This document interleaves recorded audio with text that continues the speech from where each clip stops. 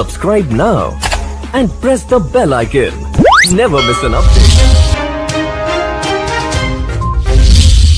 Ireland's government on Tuesday supported a parliamentary motion condemning the de facto annexation of Palestinian land by Israeli authorities, in which it said was the first use of phrase by a European Union government in relation to Israel.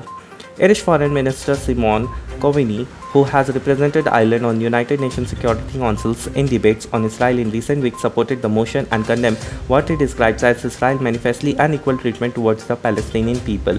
But he also insisted adding a condemnation of recent attack rockets by Israel by Palestinian militant group Hamas before he agreed to government support for the motion, which had been tabled by opposition Sinn Féin party.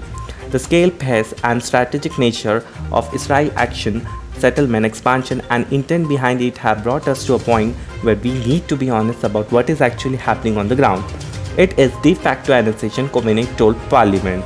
This is not something that I, or in my view, this House says lightly. We are the first EU state to do so, but it reflects the huge concern we have brought.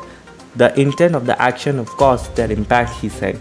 Most countries view settlements Israel has built in territory captured in 1967 Middle East war as illegal and an obstacle to peace with Palestinians. The United States and Israel disputes this.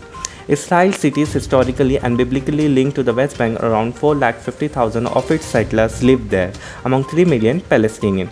It's also denied any systematic violation of human rights of Palestinians.